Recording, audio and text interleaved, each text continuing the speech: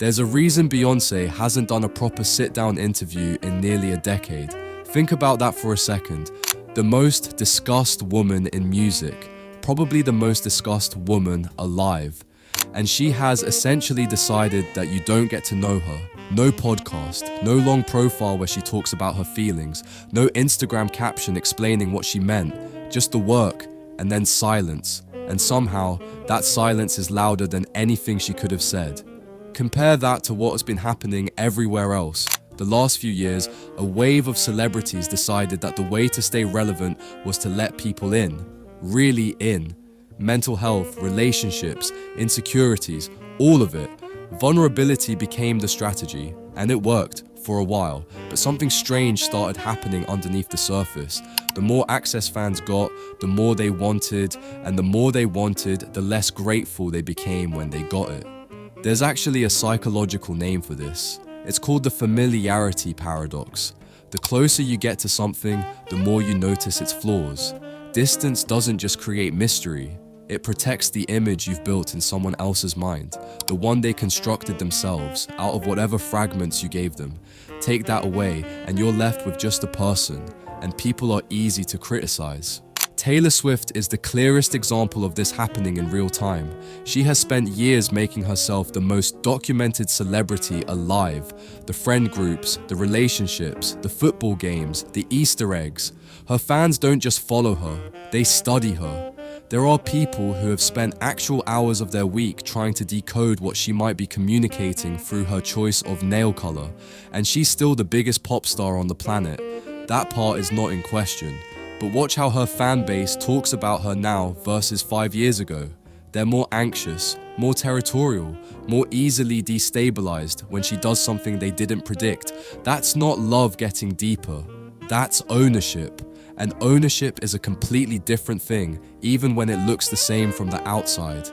Sweeney is one of the most interesting cases in all of this, because she didn't even really overshare.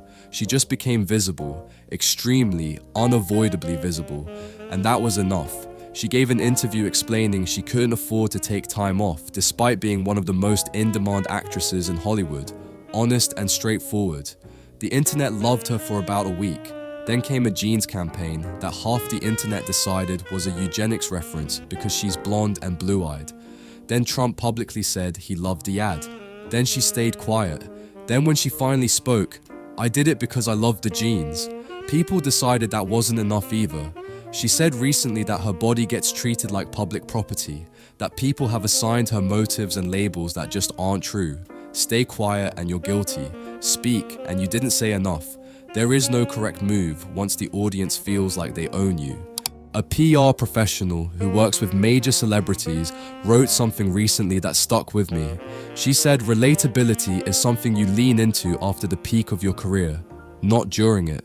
Because oversharing in the middle of active success is the fastest way to lose the thing that made people care in the first place. That's not a cynical take, that's just how attention works. The brain doesn't actually want full access to the people it admires. It wants just enough to stay curious. Full access doesn't satisfy that curiosity, it kills it. Selena Gomez has probably tested this further than anyone. She is the most personally transparent celebrity of her generation. Health, mental health, heartbreak, genuinely open for years. And 2025 was, by most accounts, one of the most exhausting years of her public life. Every post became a headline. Every absence became a theory.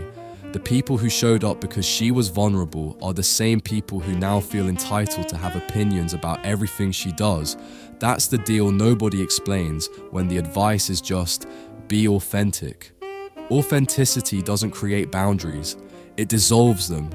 And once those boundaries are gone, the audience doesn't become kinder, they become more comfortable. Which brings you back to Beyonce and Rihanna, who still walks into a room like something you haven't figured out yet. These are not women who got lucky with mystery.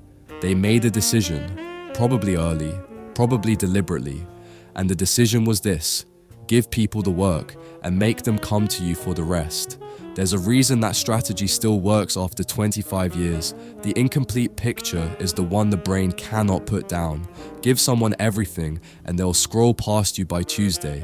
Give them just enough and they'll spend a decade trying to figure you out.